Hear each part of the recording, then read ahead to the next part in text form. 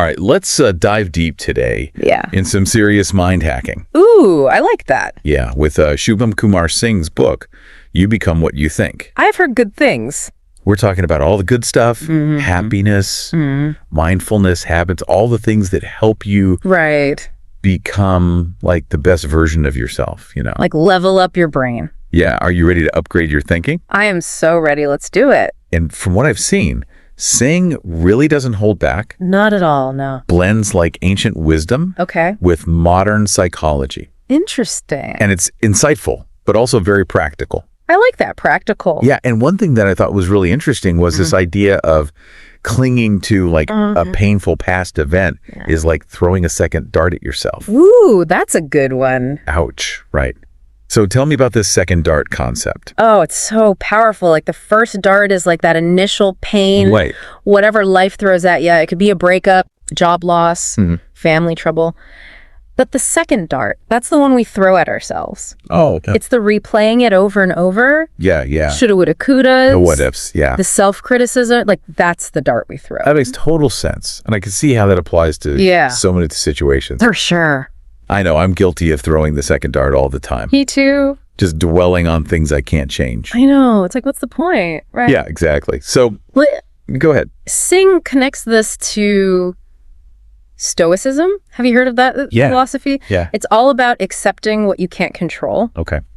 The Stoics believe that suffering really comes from our resistance to reality. So it's that fighting against what is that causes the problem. Exactly. So if we can, you know, like let go of those second darts, that unnecessary mental anguish, we can really reduce our suffering. So it's not ignoring the pain, but it's changing how we respond to it. Yeah. So does the book offer any strategies for becoming more stoic when these first darts hit? Well, mindfulness is a big part of it. Okay. You know, it's all about becoming aware of those negative thought patterns, those second darts. Right. But without judgment, you know? It's like if you see a storm cloud in the sky. Yeah. You see it. You acknowledge it. You acknowledge it, but you don't have to let it, like, consume you. You don't let it rain all over you. Yeah, you don't have to get soaked. Yeah. So instead of getting swept up in the storm, you're kind of observing it from a safe distance. Exactly. Exactly. That makes sense. I can get behind that, but that sounds way easier said than done. It is. It's definitely a practice. Yeah. Are there like practical tips that he offers? Oh, yeah, for sure. On how to cultivate that? You know, he says, start small, you know, just pay attention to your breath for a few minutes every day. Okay. Or you could try a body scan meditation. There's lots of guided ones online. Yeah. But the key is to really just create space between your thoughts and your reaction. That pause, that space, that seems crucial. It is. It is. Like before you just react, you hit the brakes for a second. Totally. Like it gives you that opportunity to choose a more mindful response rather than just going on autopilot. Okay, so you're not just like a robot reacting to the stimulus. You're the one in control, you know. Okay. And all of this seems to tie in with another concept in the book, this idea of composure. Yes. But this isn't the like stiff upper lip, suppress all your emotions kind of composure. Not at all. It's more about being the master of your emotional ship, you know? Okay. Not pretending the storm isn't there. Gotcha. So how do we steer that ship when the waves are crashing all around us? Like, how does composure help us? I love that. That's a good metaphor. Yeah. He uses these contrasting examples of success and failure to kind of illustrate this. Okay. So think about it. When everything's going your way, you're on top of the world. Yeah. It's easy to get carried away by those positive emotions, right? Yeah, totally, yeah. You might become overconfident, reckless even. And then when things inevitably go wrong, because they do sometimes. Yeah, of course. You're completely thrown off balance. Right. It's like that emotional whiplash, you know? And you overcorrect. Yeah. Totally. Okay. But composure acts as like an anchor. Okay. It helps you weather those storms, whether they're good or bad, without losing sight of your goals and values. So it's not about denying or suppressing those emotions? It's about being aware of them Okay. and choosing how you respond to them. That makes a lot of sense. Does that resonate? It does. Yeah. It's like becoming more skillful at how you manage your emotions. You got it. Yeah. You got it. It's like emotional intelligence almost. Yes, emotional intelligence. Okay. Yeah. And that takes practice, I imagine. It does. Or there's like specific ways that we can cultivate composure? He has a few suggestions. Okay. One is to kind of pay attention to those moments when you're feeling like really good or really bad. Right. And when you notice those intense emotions, just pause. Don't react. Yeah, just be with the sensation for a minute. Notice the physical sensations in your body. Observe the thoughts that are coming up, but don't get swept away by them. So you're not like judging yourself for feeling that way either. Exactly. It's all about just noticing without judgment. Okay. So this idea of creating a pause. Yeah. This seems like such a valuable tool. It is. That's like training yourself to respond instead of just like blindly reacting. Totally. You're reclaiming your power. Okay. I like that. Yeah. All right. Sign me up for Composure 101. Right. I'll teach it. Okay. Now, this deep dive wouldn't be complete without exploring another big concept from the book. Yeah. The concept of letting go. Oh, yes. Tell me what Singh has to say about this, especially when it comes to material possessions. This is where I think he brings in a lot of that Eastern philosophy, with that practical advice. He's really into this idea from Buddhism that true happiness doesn't come from accumulating stuff. Yeah. It comes from detaching from those things, realizing that they don't define us. That resonates with me for sure. Yeah. I think especially in today's world. Oh, yeah, absolutely. It's like buy more, be more, have more. Yeah, and it's just like, I don't know. Yeah. It's like kind of a hamster wheel. It is. So to help us break free from all that, he has this interesting exercise that he calls the My exercise. Okay, I'm intrigued. What is the My exercise? So it's really simple but powerful. Okay. Just think about all the things that you label as my, right? My house, my car, my phone, my clothes. Notice how that simple word, my, creates the sense of ownership, of attachment. Okay. I see where this is going. The more we identify with these possessions, the more we fear losing them, maybe, or the less free we feel. Exactly. We become slaves to those things. Yeah, we're attached. Exactly. So the My exercise is about becoming aware of that attachment and loosening our grip on it. So you're not saying, get rid of all your stuff. No. But it's more about that relationship. It's the relationship. It's the attachment. Yeah, okay. Recognizing that your true worth is beyond all that. Like stepping back and seeing your stuff for what it really is. Yeah, just things. Just tools. Not the source of happiness. Exactly. Right. And he also has this other thought experiment that he suggests to kind of reinforce this detachment. Yeah. So imagine viewing yourself from a bird's eye view, like you're zooming out on Google Maps. Okay, yeah. You see yourself, your house, your car, everything. Yeah. All from this vast perspective. I can see how that would shift your perspective a little bit. Yeah. Yeah. All of a sudden, all that stuff seems so insignificant. Yeah, it's not that big of a deal. Exactly. It's not. And it helps you realize that your worth, your happiness, it comes from within, not from those things. I like that. Yeah. I feel lighter already, just thinking about it. It is freeing, isn't it? Yeah, it's like taking a deep breath and just letting go. Exactly. Reclaiming your freedom. Okay. And finding fulfillment in the present moment rather than chasing after all that external stuff. I'm really liking this idea of letting go of possessions, of the past, of the need to control everything. Yeah. It seems like a really big theme in the book. It is. And a big part of mastering our minds. It is. So I'm eager to hear what other insights Singh has to offer on this whole journey of self-discovery. Well, there's lots more. We should talk about his perspective on happiness next, because it's pretty interesting. Right, let's do it. Yeah. In the West, we kind of have this idea that happiness is like this thing you gotta chase, this elusive destination. Yeah, you're running towards it. But Singh, he brings in some Eastern philosophy here. Okay. And some Viktor Frankl, too. Okay. He challenges that notion. So you're saying we've got happiness all wrong? Maybe, yeah. How could we have it backward? Yeah, well, Frankl has said pretty famously that when a person can't find a deep sense of meaning, they distract themselves with pleasure. Oh, okay, yeah. And Singh builds on this, suggests that true happiness isn't something that you seek, but it's more like a byproduct of meaningful life. So it's not about chasing those little pleasures, those fleeting pleasures, but it's more about cultivating a life of purpose and engagement. Aligning your actions with your values. Finding that sweet spot where your talents and passions and the needs of the world kind of meet. It's all coming together, yeah. And speaking of sweet spots, this brings us to another cool concept from the book. Okay. Flow. Flow state, yeah. Being totally absorbed in what you're doing. Right, like where time disappears. Yeah. Have you experienced that? I have, a few times. But it always seems to happen by accident. It does, doesn't it? But you can cultivate it. Can we intentionally cultivate it? Yes, absolutely. Really? Saying outlines, kind of a roadmap for it. Okay. He uses some Mihaly Csikszentmihalyi in there. Okay.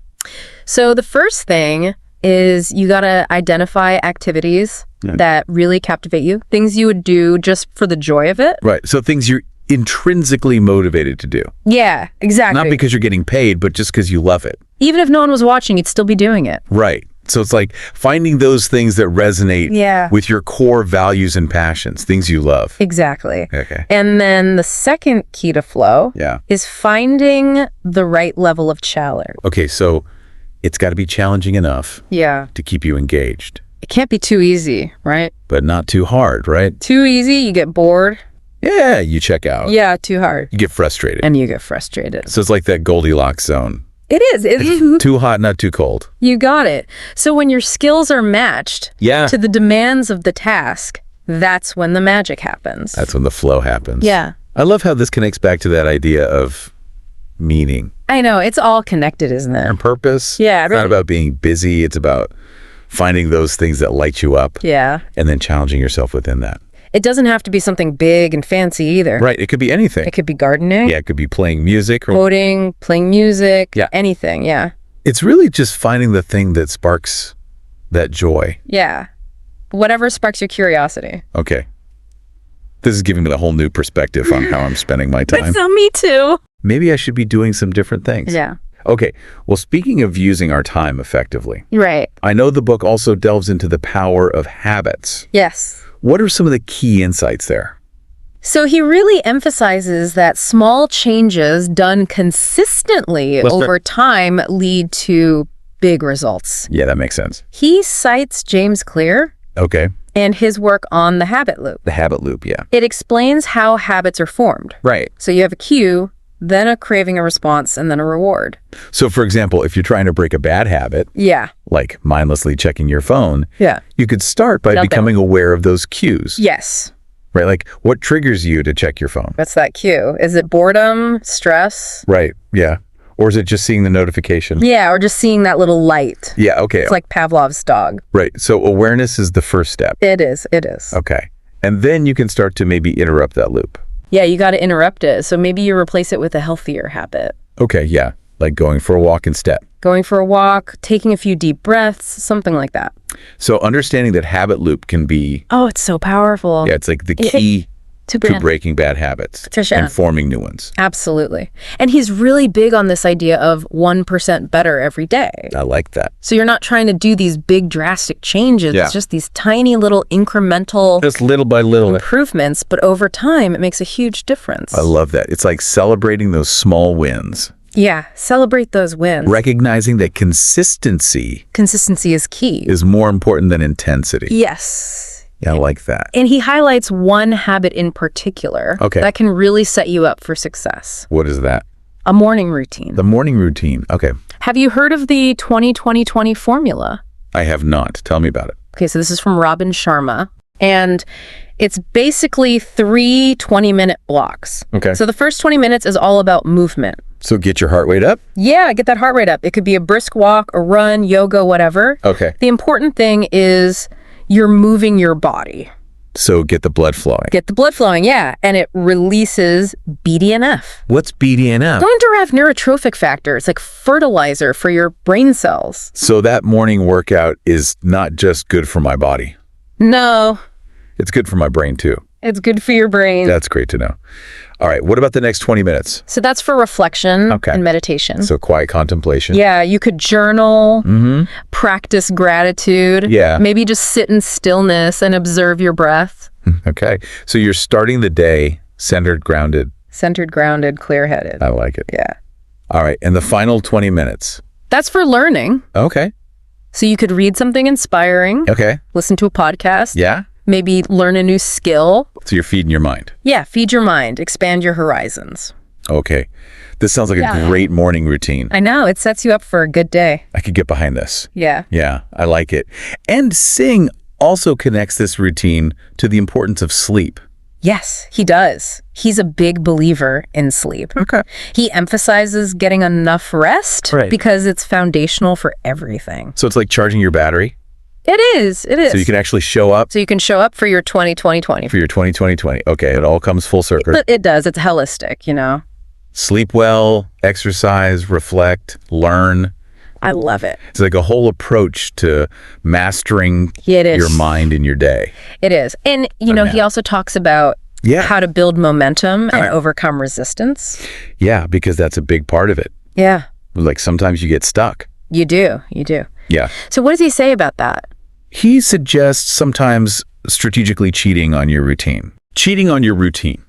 Okay, explain that. So let's say you have a goal of running every day. Right. But you're feeling burnt out. Yeah. So instead of forcing yourself to do this grueling run, maybe you go for a short walk or do some stretching. So you're still moving forward. You're still moving forward, but you're honoring your energy. You're giving yourself permission to be flexible. To be flexible, yeah. I like that, okay. And then he has this other interesting concept called strategic underachievement. Strategic underachievement. Strategic underachievement. I've never heard of that. What is that? So it's intentionally setting lower expectations in certain areas of your life to free up space and energy for the things that really matter. You can't be superhuman in every area of life. No, you can't. You can't do it all. Okay. So it's about being selective with your energy. Right. Focus on the things that are really important to you. Where you can really excel. Yeah. Okay. I'm seeing a theme here. Mindfulness, composure, flow, habit building. Yeah. It's all about taking control, right? It is. Rather than just being controlled by circumstances. It's about being the conscious architect of your life. I like that. Designing a life that you love. Okay. And speaking of aligning with your values, this brings us to another powerful idea from the book. Okay. The courage to be disliked. Ooh, that's a tough one. It is. That's something that I think a lot of us struggle with it. Yeah, for sure. So like the fear of judgment, the fear of not fitting in. Oh, no. It's powerful. It is. He draws on Alfred Adler for this one. Okay. He was a psychologist who really emphasized individual freedom and responsibility. Okay. And Adler believed that this need for approval from others is a trap. Yeah. You know, it keeps us from being our true selves. So it's about recognizing that not everyone's going to like us. Right. And that's okay. It's about prioritizing your own values. Exactly. Living in alignment with your values. And living by them. Regardless of what other people think. Okay. He also talks about the danger of comparing ourselves to others. That's a big one. I know. Social media doesn't help with this. Right. Yeah. It just fuels that. It fuels inadequacy. It does. So he encourages us to shift from this mindset of competition to cooperation. Okay. Recognizing that we're all in this together. I like that. We're all on our own journey. Okay. So it's that shift in perspective that can be really freeing. It is freeing. Yeah, it's about letting go of that need to prove yourself. And just focus on your own growth and contribution. Exactly. And that sense of contribution. It's a big part of his recipe for a fulfilling life. It is. And you know, he also talks about money in a way. Okay, give me the financial pep talks. That might surprise you. All right. What does Singh have to say? He uses some Robert Kiyosaki here. Okay. Who's all about financial literacy and building wealth through assets, not just trading your time for money. So you're not just working for a paycheck? Yeah. Okay. So Singh suggests that the wealthy understand how to make money work for them. So they're not working for the money. Right. The money's working for them. Okay. It's about shifting from a scarcity mindset to an abundance mindset. I like that. So understanding assets and liabilities. Okay. Investing wisely. Building multiple streams of income. So you're not just reliant on one source. Exactly. And he emphasizes this idea of paying yourself first. That's classic financial advice. It is. It's so easy to forget, though. It is. It's about making your financial well-being a priority. Okay, so you're putting yourself first, not an afterthought. Yeah, not after everything else. And you know, when you have financial freedom, you have more choices. Yeah, you can pursue your passions more. Yeah. You have more opportunities to contribute. It's like it opens up all these possibilities. It does. It's really about using money as a tool to create a life of freedom and purpose. I like that. This is giving me a whole new perspective on money, because it's not just about accumulating wealth. Yeah, accumulating wealth for the sake of it. It's about what you do with it, Okay. And then to bring it full circle. Right. Singh brings us back to letting go. Yes, letting go. But this time he's focusing on forgiveness. Forgiveness, yeah. He uses some Louise Hay here, who talks about the connection between self-love and releasing anger and resentment. Holding on to grudges is so toxic. It is. It is. It's like we're imprisoning ourselves. Yeah, you're just holding yourself back. And he reminds us that forgiveness isn't about condoning the other person's actions. It's not saying what they did was okay. No, it's about freeing yourself from that burden. From that anger and resentment. It's about choosing peace. Choosing peace over pain. Over pain, yeah.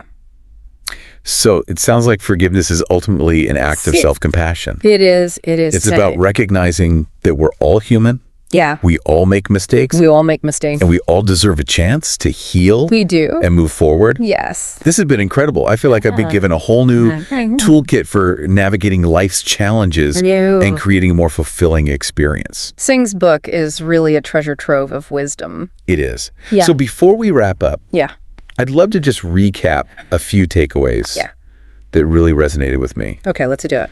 First, this idea of the power of perspective. Yes. Right? Whether it's letting go of material attachments, embracing the present moment, finding the courage to be disliked. Yeah. It's all about choosing. It's all about choice, isn't it? How we want to see the world. How we want to see the world. And, recognizing that we have this power to change our thoughts. Right. And by changing our thoughts, you change your reality. You change our reality. It's not about denying challenges or pretending everything's perfect. It's about choosing thoughts that support our well-being. It's like we've been given this mental reset button. It is. It is. You can choose to focus on the positive. Yeah. To find the lessons in our struggles. Yeah. And to create a more fulfilling life. One thought at a time. One thought at a time. Yes. Okay.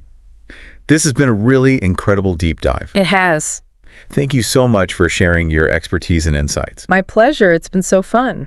To our listeners, before you go, is there anything else that you want to leave them with? Yeah, I have a question for you. Okay. If you could change one thing about your mindset today, what would it be? What one little shift could you make? Ooh, that's a good one. That would create a ripple effect of positive change. I like that. And as you reflect on that, remember you are the architect. You are your own experience. You have the power to choose your thoughts. To choose your thoughts. To create your habit. Create your habit. And to create a life that lights you up. That lights you up, Okay. Thanks for joining us. Thanks for having me. On this journey of self-discovery. Yeah. We hope you've gained some valuable insights to help you master your mind and create a more fulfilling life. Absolutely. Keep exploring, keep learning. Keep learning. And keep those mental gears turning. Yes. I'm ready. Okay, so it's super simple. Yeah. Just close your eyes for a sec and bring to mind the person you need to forgive. It could be someone who's wronged you or even yourself. Okay, I've got someone. Okay, good. Yeah. Now, just hold that person in your mind and repeat these words. Okay. You can say them out loud or just silently to yourself. Okay. I forgive you. Okay. I release you. Okay. I forgive you. I release you. How do you feel? Wow, I am. Yeah. I can already feel like a shift. Yeah. It's like a weight has been lifted. It's powerful, right? And remember, forgiveness doesn't mean you're condoning their actions. It's about letting go of that anger and resentment. That's holding you back. Yeah, it's about reclaiming your peace. Yeah, it's almost like a gift you give yourself. It is. It is. More than anyone. It's self-care, Yeah, for sure. And, forgiveness is a process.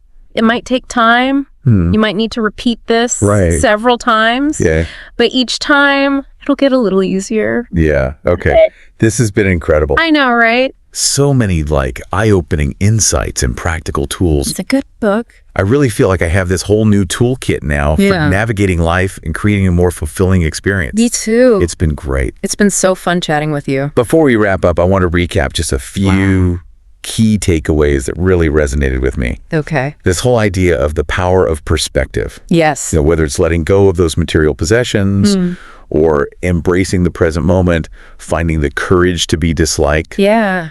It's all about choosing how we see the world. How we see the world and knowing we can change those thoughts. Right. And by changing our thoughts, we can change our reality. We change our reality. It's powerful stuff. It's like we've been given a mental reset button. We have. Yeah. We can choose to focus on the positive. Yes. We can choose to find the lessons in our struggles. Yeah. And ultimately create a more fulfilling life. One thought at a time. One thought at a time. I like that. And remember, it's not about being perfect. You know, it's about progress, not perfection. Yeah. Just show up every day. Yeah. Practice these principles. Be intentional about it. Yeah, and enjoy the journey. Okay, this has been an incredible deep dive. It has. Thank you so much for sharing your expertise and insights. Oh, my pleasure. To our listeners. Yes. Before you go. Yeah. I think it'd be great if we left them with something to ponder. I like that. Okay. So what would you leave them with? Well, if you could change just one thing about your mindset today, what would it be? What small shift in perspective could create like a ripple effect of positive change in your life? That's such a good question. Yeah.